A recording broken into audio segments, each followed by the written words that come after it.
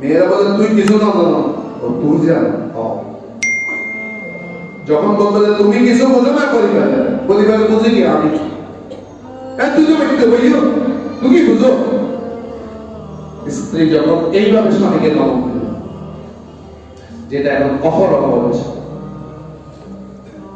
অহরহ কেন? খরচ করবে মনে রাখবেন আপনি। খরচের স্বামী যদি স্ত্রীর হাতে চলে যায়, তখন কিন্তু আপনি গোলাম, সে বাচ্চা। খরচ করবেন আপনি। সে অবাধ্য যখন হয়ে যায়, তখন অবাধ্য হলেই কি তাকে মারা শুরু করবা?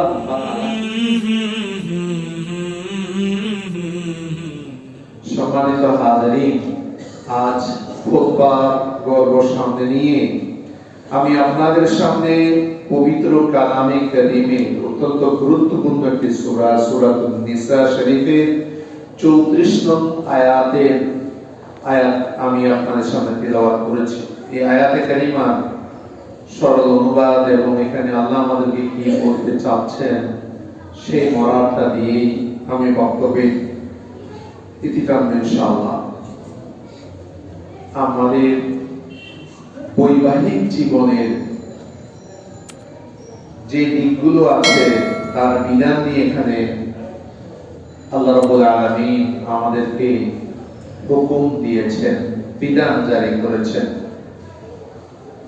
একজন প্রাপ্তবয়স্ক ছেলে স্বামীর জন্য কোন ধরনের মেয়ে সে গ্রহণ করবে, এবং আমাদের স্বামী এবং স্ত্রী দুজনের পবিত্র সম্পর্কটা বজায় রাখার জন্য কোন ধরনের কানুন মানতে হবে, আল্লাহ তাআলা এই আয়াতে কারিমার মধ্যে তা বর্ণনা করেছেন। এই আয়াতে কারিমা কেন নাযিল হয়েছে? আয়াতে কারিমার শানে নুজুলে বলা হয়েছে যে হযরতে মাওলা আলী রাদিয়াল্লাহু তাআলা আনহু থেকে বর্ণিত আন্না সাদ ইবনে রবি, হযরতে সাদ ইবনে রবি, তার স্ত্রীর নাম ছিল হাবিবা। সে যখন অবাধ্য হলো, সাদ ইবনে রবি তখন তাকে একটা চপেটাঘাত করলো, থাপ্পড় মারলো। মেয়ে গিয়ে তার বাপের কাছে সেটা নালিশ করলো। হাবিবার বাপ এই কথাটা রাসূল করিম সাল্লাল্লাহু আলাইহি ওয়াসাল্লামের কাছে পেশ করলেন। রাসূল খোদা সাল্লাল্লাহু আলাইহি ওয়াসাল্লাম তখন সাদ ইবনে রবি, মহিলাকে বলা হলো সাদ ইবনে রবি থেকে কিসাস নেওয়ার জন্য। কিসাস মানে বুঝেন, সেও থাপ্পড় দিয়েছে, তুমিও দাও। এই ধরনের অভিপ্রায় যখন আসলো, তখনই আল্লাহ তাআলা কোরআনে কারীমে এই আয়াত নাযিল করে দিলেন যে আর-রিজালু কাওয়ামুনা আলান নিসা, বলুন না সুবহানাল্লাহ। আর-রিজাল বলতে বোঝানো হচ্ছে পুরুষ জাতি। খুব খেয়াল করবেন, এখানে আর-রিজালের মধ্যে একটা আলিফ লাম আছে শুরুতে। এটাকে আরবি ব্যাকরণ অনুসারে সেটাকে বলা হয় আলিফ লামে জিনসি। পুরুষ জাতি কাওয়ামুনা, সে নেতৃত্ব দিবে আলা নিসা, মহিলার উপরে। মহিলাকে আদব শিখাবে পুরুষে, মহিলাকে কন্ট্রোল করবে পুরুষে। ঘরের মধ্যে দুজনেই থাকবে, স্বামী স্ত্রীর মধুর সম্পর্ক থাকবে, কিন্তু নেতৃত্ব মহিলার নয়, নেতৃত্ব চলবে পুরুষের। এটাই বলেছে কোরআনে। এটার বিপরীত দিকে যদি আপনি যান, বিপরীত স্রোতে যখন আপনি যাবেন, পৃথিবীর যত ইজমের কথা শুনে আপনি কোরআনের বিপরীত স্রোতে যাবেন, তখন সেখানে দাম্পত্য জীবন কোনোদিন সুখের হবে না। দমজন যদি লিডার হয়ে যায়, মানবে কে? তখন মানামানি হবে না। তো সেই ঘরের মধ্যে কর্তৃত্ব করবে কে? আর-রিজাল, পুরুষে নেতৃত্ব দিবে কাওয়ামুনা আলান নিসা। মহিলাদের উপরে যে কৃতিত্ব এই পুরুষের, এখানে পুরুষদেরকে আরেকটা মেসেজ দেওয়া হচ্ছে, বিশেষ করে আমাদের যে ভাইয়েরা বিবাহ করবেন তাদেরকে বলছে। এই আয়াতে কারিমার অর্থ আমি আরেকভাবে বলছি, দেখেন, আল-রিজাল, এটা হলো সাবজেক্ট, আরবিতে এটাকে বলে মুবতাদা। আল-রিজাল, পুরুষ তাকেই বলে কাওয়ামুনা আলান নিসা, যে মহিলার উপরে নেতৃত্ব দিতে পারে তাকেই পুরুষ বলে। যে মহিলার নেতৃত্বে চলে তাকে পুরুষ বলে না। আগাগোড়া পুরুষ দেখছেন ঠিক, কিন্তু আসলে হাকিকাতান সে পুরুষ। পুরুষ সে তাকেই বলে যে মহিলাকে চালাতে জানে, তাকে পুরুষ বলে। আর যে চালাতে জানে না, মহিলার অর্ডারে চলে, তাকে বলা হয় দৈয়ুস। এখন আমি কি পুরুষ হব না দৈয়ুস হব? সেই জন্য একজন ছেলে, যুবক ছেলে, তুমি বিয়ে করবে, বিয়ে করার আগে সব সময় চিন্তা করতে হবে, মেশিন যেটাতে আমি উঠবো, আমি যেই গাড়িতে উঠবো, আমি হুন্ডা চালানোর সময় চিন্তা করতে হবে যে হুন্ডাটা আমি কন্ট্রোলে রাখতে পারবো কিনা। যে হুন্ডা আমি কন্ট্রোলে রাখতে পারবো না, হুন্ডা যদি আমার থেকে তার কন্ট্রোলিং পাওয়ার বেশি হয়ে যায়, তখন আমি কিন্তু রাস্তায় পড়ে যাব, অ্যাক্সিডেন্ট হয়ে যাবে। সেই কারণে বিবাহের আগে চিন্তা করতে হবে সেই মেয়েটাকে আমি পরিচালনা করতে পারবো কিনা। আপনাকে পরিচালক হতে হলে যাকে পরিচালনা করবেন, যিনি আপনার অধীনস্থ আসতে হবে, সে তার থেকে সর্বদিক দিয়ে আপনি প্রধান হতে হবে। লেখাপড়ায়, বিদ্যাতে, বুদ্ধিতে, অর্থে, প্রাচুর্যে, সব। তারপরে তাকে বিয়ে করবেন। এখন আপনি পড়েছেন ক্লাস 8 পাস, আপনি বিয়ে করবেন মাস্টার ডিগ্রি নিয়ে, আপনাকে মানবে? আমাদের সমাজে আপনি বিদেশে গিয়েছেন ভালো কথা, আপনার কিছু টাকা হয়েছে, আপনি লেখাপড়া কি করেছেন? কলম। আপনি হলেন কলম, আপনি এসেছেন এখন মাস্টার্স পাস নিয়ে বিয়ে করতে। ওই মাস্টার্স এর মেয়েটা কি আপনাকে মানবে? অতএব বিয়ে করার সময় চিন্তা করতে হবে যেটাকে আমি নিব ঘরে, ওটাকে আমি কন্ট্রোল করতে পারবো কিনা, কন্ট্রোলিং পাওয়ার আমার আছে। অনুরূপ ভাবে শুধু ফেসবুক যোগাযোগের মাধ্যমে বিয়ে করতে হবে না, তার বংশ কোথায়, আমি কোথায়, আমি সেই বংশের মেয়েটা নিয়ে আমার বংশকে হজম করতে পারবো কিনা, ওটাও আপনাকে চিন্তা করতে হবে। আজকাল বিয়েগুলো ভেঙে যায় কেন? এই খোদাই নিয়মের বিপরীতে যখন মানুষ চলতে যায়, তখন দাম্পত্য জীবনের মধ্যে কলহ সৃষ্টি হয়, পরবর্তীতে রেজাল্ট হচ্ছে ডিভোর্স হয়ে যায়। এগুলো আগে থেকে চিন্তা করতে হবে একজন পুরুষের। এখন আমাদের মা বোনরা বলবে, কেন তারা কেন আমাদেরকে কন্ট্রোল করবে? তাদের যেমন 2 হাত, আমাদেরও 2 হাত। তারা যখন ফুটবল খেলতে পারে, আমরা তো ফুটবল খেলি না। তারা ক্রিকেট খেলে, আমরা তো ক্রিকেট খেলি। এরা বলতে পারে।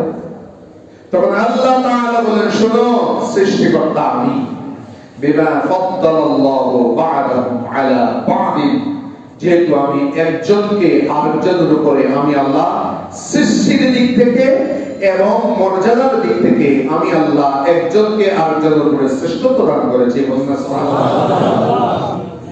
পুরুষদেরকে আল্লাহ শ্রেষ্ঠত্ব দান করেছেন নারীর উপরে, এটা সৃষ্টিগতভাবে মর্যাদার দিক থেকে। যেমন আজকের এই মসজিদের মধ্যে যে আপনারা এসেছেন, আমাদের মসজিদে আসার আগে মুয়াজ্জিন সাহেব আযান দিয়েছে। নারী কি আযান দিতে পারে? আজকে মসজিদের ইমামতি করবে কে? নারী না পুরুষ? এই বিধানগুলো দিয়েছেন আল্লাহ। পৃথিবীতে কোন নবী মহিলা নাই। নবুয়ত, জুমা, ইমামত, ইকামত, এগুলো আল্লাহ রাব্বুল আলামিন পুরুষদেরকে দিয়েছেন, শ্রেষ্ঠত্ব দিয়েছেন আল্লাহ। আমি এটার এক্সাম্পল দেওয়ার জন্য আপনাদেরকে অনেকবার বলেছি, যে যেখানে আছে সে স্তর থাকতে হবে।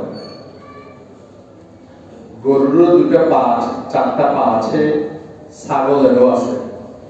ছাগল যত বড় হোক না কেন, ছাগল ছাগলে থাকে, গরু গরুয়ে থাকে। পা চারটা থাকলে হয় না। আল্লাহ পুরুষরা আপনারা কন্টিনিউ নামাজ পড়ছেন, কিন্তু আমাদের মা বোনরা কিন্তু কন্টিনিউ নামাজ পড়তে পারছে না। আপনি কিন্তু কন্টিনিউ নামাজ পড়ছেন, মা বোনদের কিন্তু নির্দিষ্ট সময়ের মধ্যে তারা নামাজ স্টপ, সেই দিক দিয়ে তাদের ইবাদত থেকে ঘাটতি রয়েছে। আমাদের দিক দিয়ে পুরুষের আমল আর নারীর আমল এক নয়। আপনি বলতে পারেন একটা মাস্টার্সের মেয়ে আর ক্লাস 5 এর ছেলে, এভাবে না। দুজনকে সমান ট্রেনিং দেওয়া হবে, সমানভাবে প্রশিক্ষণ দেন, দেখলেন কারা গিয়ে। কারণ সৃষ্টিগতভাবে আল্লাহ করেছেন, এই বাহুবল দিয়েছেন আল্লাহ সৃষ্টিগতভাবে পুরুষদের মধ্যে, নেতৃত্ব হবে পুরুষের। আমাদের দিক থেকে, বেলায়েতের দিক থেকে, ইলমের দিক থেকে আল্লাহ রাব্বুল আলামিন পুরুষদেরকে সে ক্ষমতা দিয়েছেন। সেজন্য একজনকে আরেকজনের উপরে যখন কর্তৃত্ব দিয়েছেন, তাহলে আমার সংসারটা চলবে পুরুষের নেতৃত্বে, মহিলার নেতৃত্বে নয়। শুধু সমাজ নয়, পরিবার, সমাজ, দেশ, এই দেশটা চলবে পুরুষের নেতৃত্বে। তখন নিজাম ঠিক থাকবে।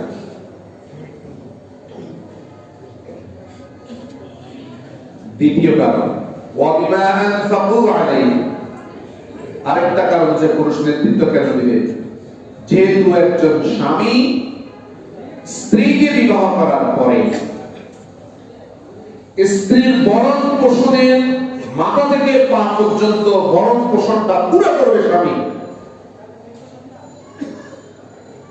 আর যদি আপনি তা না পারেন, আপনার বিয়ে করার অধিকার আপনার নাই।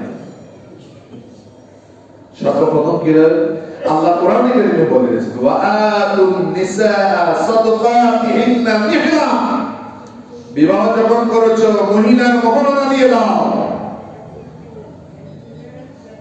যে সমস্ত ভাইয়েরা আজকে তো আমরা বিয়ে পড়াই, মহরনা 15 লক্ষ টাকা, চোখ উঠে দেখি যাকে সামনে বসা দেখি এই 50,000 টাকা দিতে পারে।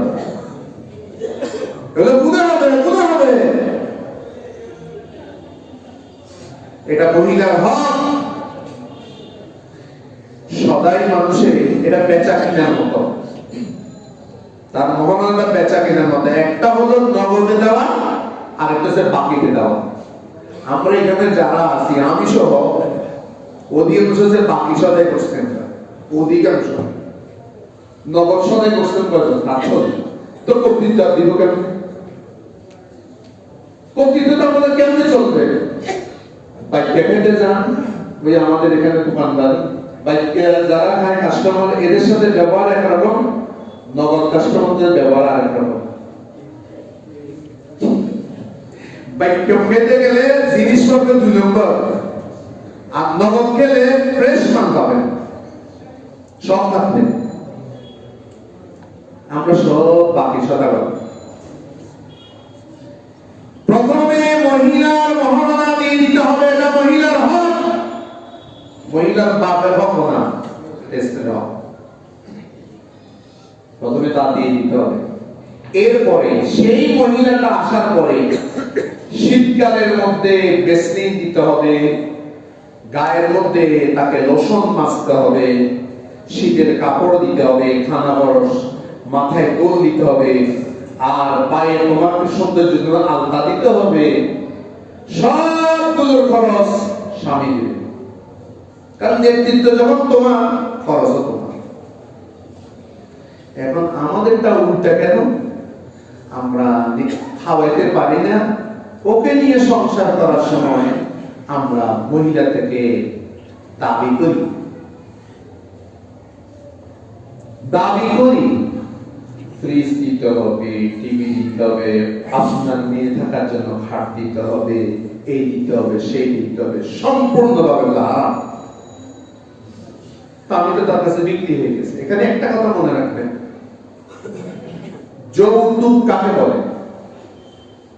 যৌতুক বলা হয় কনের বাড়ি থেকে, কনের পক্ষ থেকে স্বামীর কে যেটা দেওয়া হয়, বরকে যেটা হয়, কনের পক্ষ থেকে বরকে যেটা দেওয়া হয় সেটাকে বলা হয় যৌতুক। কনের পক্ষ থেকে বর পক্ষকে যেটা দেওয়া হয় কনের বাড়ি থেকে, যেমন রাসূলুল্লাহ সাল্লাল্লাহু আলাইহি ওয়াসাল্লাম মা ফাতেমা জাহরাকে শাদী দেওয়ার পরে হযরত মাওলা আলীকে যৌতুক দিয়েছেন। এখন আপনাদের হুজুর যৌতুক কি জায়েজ? হ্যাঁ, যৌতুকটা দুই রকম, এটা ভুল বুঝবেন না আপনারা। যেটা আপনারা খুঁজে নেন, দাবি করেন, এটা হারাম হারাম হারাম। আর যেটা কনের বাড়ির পক্ষ থেকে আপনাকে স্বেচ্ছায় হাদিয়া হিসেবে দিবে সেটা সম্পূর্ণ জায়েজ, শুধু জায়েজ নয়, এটা সুন্নাত। আমাদের এখানে সমাজের মধ্যে কতগুলো বেশি বুজুর্গ আছে, আমি একটা কথা বলি, 3 ডিলার উপরে 5 ডিলার দিলে কিন্তু সমস্যা হয়ে যায়। কিছু বুজুর্গ আছে, তোমার বাবার বাড়ি তুমি যা দিল আর বড় ঢুকে যাবে না, তো স্বেচ্ছায় দিল কি ঢুকে যাবে, একটা না ঢুকে একটা, এত বুজুর্গ না, এটা তো গাদ্দারি করা।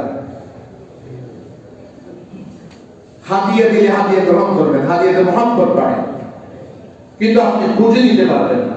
যৌতুক বলা হয় যেটা কনের পক্ষ থেকে দেওয়া হয়, দেওয়াটা দুই রকম, যেটা খুঁজে দাবিতে দেওয়াটা হারাম, যেটা স্বেচ্ছায় দেওয়া এটা গ্রহণ করা সুন্নাত। শুধু যৌতুক বিরোধী আন্দোলন করলে হবে না, যৌতুক কাকে বলা এটা বুঝতে হবে, ওটা সুন্নাত। কিন্তু আপনি যদি দাবি করে নেন তাহলে তো আপনি কনের বাপের পয়সার গোলাম হয়ে গেলেন। গোলাম কোনোদিন নেতৃত্ব দিতে পারে না, গোলাম সবসময় নেতৃত্বের তলে থাকতে হয়। সেই জন্য বউয়ের বাড়ি থেকে দাবি করা যে খাটের উপরে আপনি আসবেন সেই খাটের নিচে থাকতে হবে, বউ উপরে উঠবে। নিচের জিনিস যখন উপরে চলে যাবে তখন বেশ কম হয়ে যাবে, সব দিক দিয়ে বেশ হয়ে যাবে। বিমা আনফাকু মিন আমওয়ালিহিম, স্বামী কেন নেতৃত্ব দিবে স্ত্রীর উপরে? যেহেতু স্বামীর সম্পদ থেকে স্বামী স্ত্রীর উপর ব্যয় করবে। সবচাইতে দামি সম্পদ কি জানে? আপনার খাট, আপনার বাড়ি, পালন, ফ্রিজ, টেলিভিশন, এগুলো দামি নয়। পৃথিবীর মধ্যে যত সম্পদ আছে আল্লাহ ভোগ করার জন্য আমাদেরকে দিয়েছেন। 5 তলা বিল্ডিং, ভোগের সামগ্রী, 10 তলা বিল্ডিং, ভোগের সামগ্রী, 5 কিলো গাড়ি, ভোগের সামগ্রী, এগুলো একটা ভোগের সামগ্রী। এগুলো আল্লাহ আপনাকে দিয়েছেন, আপনি ভোগ করছেন। কিন্তু মনে রাখবেন, পৃথিবীতে যত সম্পদ আছে সবচাইতে দামি সম্পদ কোনো বাড়ি গাড়ি নয়। পৃথিবীর মধ্যে সবচাইতে বড় দামি সম্পদ হচ্ছে একজন সতী সাধবী, একজন স্ত্রী, একজন নেককার স্ত্রী। সেজন্য আমার নবীজি বলেছেন, দুনিয়া কুল্লুহা মাতা, এই গোটা পৃথিবীটা হচ্ছে ভোগের সামগ্রী, সবগুলো আমরা ভোগ করি, উপভোগ করি। ওয়া খায়রুল মাতা'i আল মারআতুস সালিহা, পৃথিবীর সমস্ত সম্পদের চাইতে উত্তম সম্পদ হচ্ছে একজন সতী, একজন সাধবী নারী, একজন সতী স্ত্রী।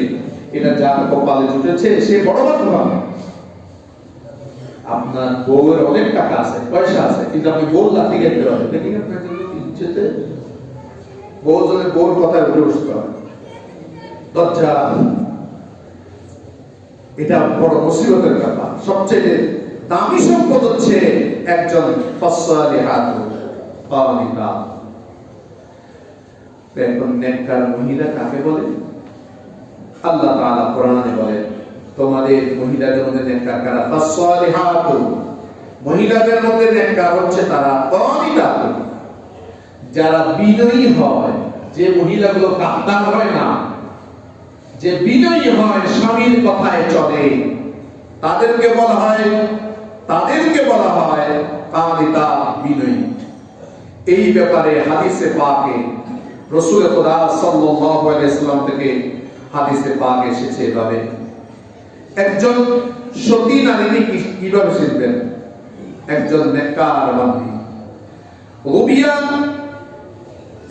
রাওয়াইন জারিরা আবি হুরায়রা, হযরত আবু হুরায়রা রাদিয়াল্লাহু তাআলা আনহু থেকে হাদিস বর্ণিত, কি খায়রুন নিসা, মহিলাদের মধ্যে সবচাইতে ভালো মহিলা, সবচাইতে উত্তম স্ত্রীকে ইমরাতুন, ওই মহিলা, ইন নাযারতা ইলাইহা সাররাতকা, যদি তুমি ওই মহিলাটার দিকে তাকাও, সাররাতকা, সে তার দর্শনে তোমাকে মুগ্ধ করে দেবে। সুবহানাল্লাহ। সেটা ওই মহিলাটা যাকে দেখলে তুমি খুশি হয়ে যাবে। সারাদিন পরিশ্রম করে এসেছো, সারাদিন পরিশ্রম করে সে ঘরের মধ্যে কলিং বেল টিপ দিয়েছে, সেই স্ত্রীটা যদি এসে বলে আসসালামু আলাইকুম ওয়া রাহমাতুল্লাহি ওয়া বারাকাতুহু, স্বামীর স্যান্ডেলটা বা জুতোটা টেনে নিয়ে এলো, এটাকে দেখে তুমি যখন মনোমুগ্ধ, মানে ফর্সা, এটা বলছি না, তার ব্যবহারে তুমি যখন খুশি হয়ে যাবা, সে হচ্ছে সবচেয়ে ভালো মহিলা। সেই জন্য রাসূলুল্লাহ সাল্লাল্লাহু আলাইহি ওয়াসাল্লাম দুদিক ইশারা করেছেন, কি স্বামী তুমি যদি ঘরে যাও, কোনখানে সফরে গিয়েছো, একদিন দুদিন ছিলে ঢাকাতে, চট্টগ্রামে আসছো, আবার আসার আগে বলে দিবা যে আমি আসছি, আমি এখন কুমিল্লাতে আছি বা সীতাকুণ্ডে আছি। এটা কেন স্ত্রীকে বলবে? যাতে স্ত্রী আপনি আসার আগে সুন্দর করে সেজে থাকে। তার হাদিসে বাপরে ব্যাখ্যা আছে, চুলগুলো বিক্ষিপ্ত, চুল আসছে যেন নেয়, সুন্দর করে সেজে থাকবে। মনে রাখবেন, নিজের স্বামীর জন্য সাজা এটা ইবাদত, কিন্তু পরপুরুষের জন্য সাজা, সেই জন্য বিউটি পার্লারে যাওয়া পরপুরুষের কাছে এটা গুনাহ, গুনাহ, গুনাহ। স্বামী যখন ঘরে আসে তখন এক ধরনের পুরাতন এই শাড়িটারে পরে থাকে, মানে কাজের বুয়ার মতো করে, আর কিন্তু যখন বিয়ে খেতে যায়, মাশাআল্লাহ মাশাআল্লাহ, মেয়ের বিয়ে, মাও বিউটি পার্লারে যায়। বিয়ে হচ্ছে মেয়ের, মা খালা, আহা বেচারা পরিবারের কর্তা যদি শুধু বিউটি পার্লারের বিল দিতে দিতে বেচারা অর্ধেক খরচ হয়ে যায়। কি আজব দুনিয়ার মধ্যে আসলে।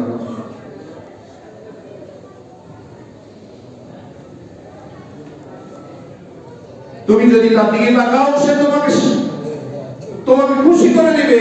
ওয়াইন আমারতাহা আতাআকা, যদি তুমি তাকে বলো, ওদের একটা হুকুম দাও, সে তোমার আনুগত্যের মধ্যে আসে। সে তো সত্যি মালিক। একে যদি বলো আমাকে এক গ্লাস পানি দাও, সে পানি দেবে, তোমার সেবায় থাকে।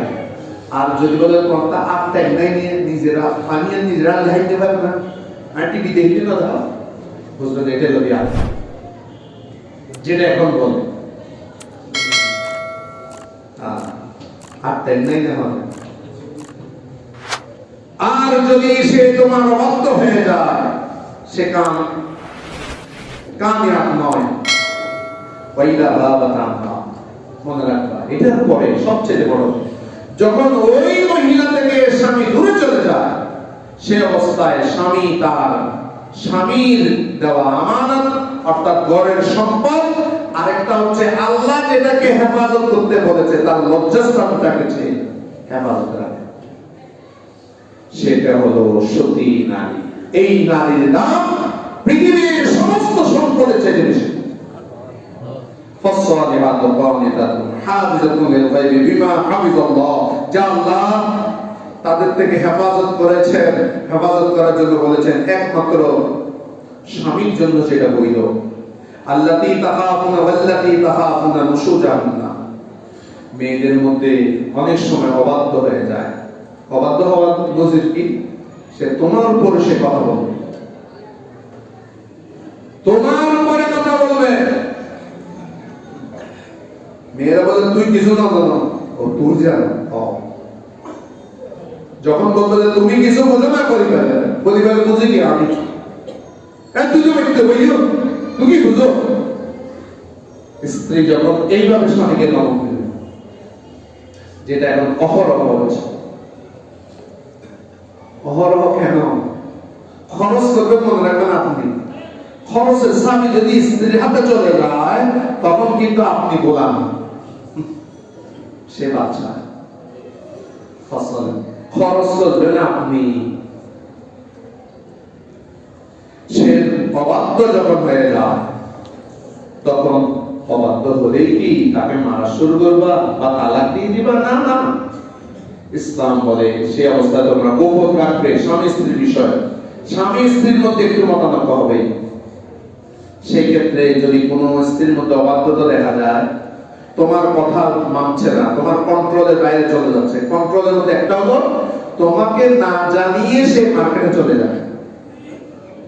শুধু মার্কেট বলছি না আমি, তুমি গেছো ব্যবসা করতে, তোমার কাছে কোনো অনুমতি নেই, সে তার খালার বাড়ি, মামার বাড়ি, সকিনার মা, জরিনার মার কাছে চলে গেছে, তোমার থেকে অনুমতিও নেয়নি।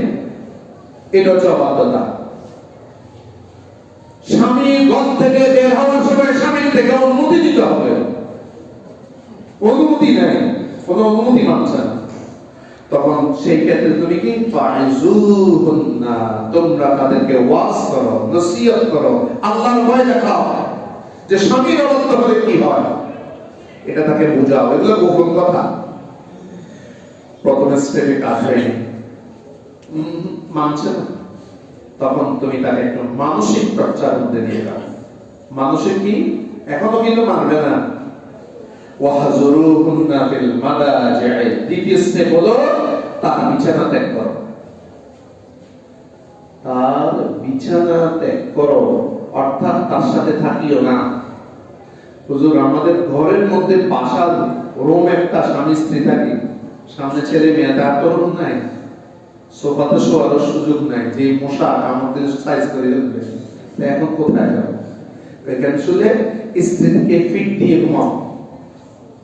যখন বিরহতার মধ্যে আসবে সে ঠিক হয়ে যাবে। এখন এই জিনিসটা তো আমরা স্বামীরা করতে পারি না, সংসদে এটা, এই জিনিসটা অনেক পুরুষ করতে পারে না। ওয়াহজুরুহুন্না, দ্বিতীয় স্টেপ। দেখলা যে তাও হচ্ছে না, তখন তাকে শিক্ষা দেওয়া যায়। ওয়াদরিবুহুন্না, তৃতীয় স্টেপ। এখন তাকে মারতে পার, কিন্তু মারবে যে কিভাবে? একবার নলা ভেঙে যায়, না নলা ভেঙে যায়, চামড়াতে যেন দাগ না পড়ে, তখন আবার নারী নির্যাতন কেস করবে। ইসলাম কিন্তু সেটা বলেছে, ওয়াদরিবুহুন্না, তাদেরকে কেমনে মারবা যাতে সেখানে দাগ পড়ে না যায়। অর্থাৎ তোমার স্ত্রী যদি ইজ্জতওয়ালা নারী হয়, মারতে হয় না, হাত তো লেগে দেবে। আর যেটা বেশি হবে, এটাকে লাথি দিলে কাজ হবে। এই তিনটা স্টেপ স্বামী গ্রহণ করবে। এই তিনটার মধ্যে যদি স্ত্রী তার বাধ্য হয়ে যায়, তাহলে খবরদার স্ত্রীর বিরুদ্ধে আর কোনো কিছু গ্রহণ করবে না। এই তিনটা জিনিস থাকবে স্বামী এবং স্ত্রীর মধ্যে, সালিশ, বিচার, আরেকজনকে বোঝানো, এগুলো যেন না হয়। এখনো সালিশের কথা বলেন। এরপরে আল্লাহ তাআলা বলেন, ফাইন আতা'নাকুম ফালা তাবগু আলাইহিন্না সাবিলা, ওই সমস্ত নারী যদি তোমাদের কন্ট্রোলের মধ্যে চলে আসে, তার মধ্যে যদি বুঝ এসে যায়, স্বামীর কাছে যদি নত হয়ে যায়, তাহলে তোমরা তাদের বিরুদ্ধে আর কোনো পন্থা, অর্থাৎ তালাক দেওয়া, সালিশ বসানো ইত্যাদির চিন্তা ভাবনা করিও না, শান্তিতে বসবাস করো। ইসলাম কত সুন্দর দেয়। এরপরে আল্লাহ বলেন, ইন্নাল্লাহা কানা আলিয়্যান কাবীরা, জেনে রাখো নিশ্চয়ই আল্লাহ রাব্বুল আলামিন মহান এবং বড়, কবির। অতএব সেই আল্লাহকে ভয় করো, নারীর উপরে জুলুম করিও না। স্ত্রীর উপরে যদি জুলুম করো, তাহলে স্বামীরা শোনো, আল্লাহ তোমাদেরকে ছাড়বে না। এখানে আল্লাহ কালিয়া বলেছেন এই জন্য, যাতে স্ত্রীর উপর মন্দরণের কি না হয়, জুলুম না হয়। সেই স্ত্রী তোমাদের অর্ধাঙ্গিনী, তার উপরও যেন জুলুম না হয় সেটা দেখতে হবে। তার হকের প্রতি যথার্থভাবে তোমাকে নজর রাখতে হবে। এই হলো রব্বুল আলামিন আমাদেরকে মেসেজ দিয়েছে।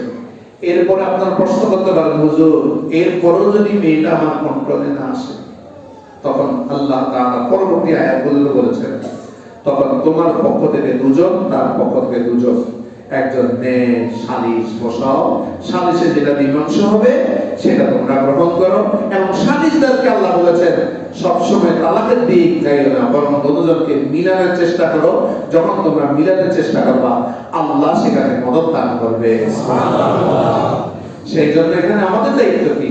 মনে রাখবেন, কোন স্বামী স্ত্রী মধ্যে ঝগড়া হলে আমাদের দায়িত্ব হবে যেমনে পারি তাদের মধ্যে যেন একটু মিলিয়ে দিতে পারি, এটা আমরা চেষ্টা করি। কারণ তালাক হয়ে যাওয়ার পরে স্বামীও সুখে থাকে না, স্ত্রীও বড় বিপদের মধ্যে পড়ে যায়, স্বামীও বিপদে পড়ে। অতএব এই বিপদে যেন তারা না পড়ে, তার চাইতে বড় বিপদে পড়ে তাদের সন্তানরা, যদি সন্তান থাকে, সেই জিনিসটা যেন না হয়, সেই দিকে আল্লাহ রাব্বুল আলামিন আমাদেরকে বলেছেন। আর আমাদের ভাইদেরকে বলবো, আপনারা অবৈধ যৌতুক যেগুলো আছে সেগুলো গ্রহণ করবেন না। যা হক ইনকাম যেটা আছে সেটা দিয়ে সুখের ঘরের মধ্যে থাকে, যেভাবে কোরআন বলেছে সেইভাবে চলুন। আল্লাহ রহমত আপনাদের উপরে অবশ্যই নাযিল হয়ে যাবে। আল্লাহ আমাদেরকে ঠিক সেইভাবে চলার তৌফিক দান করুন। আমিন। ওয়া আখিরু দাওয়ানা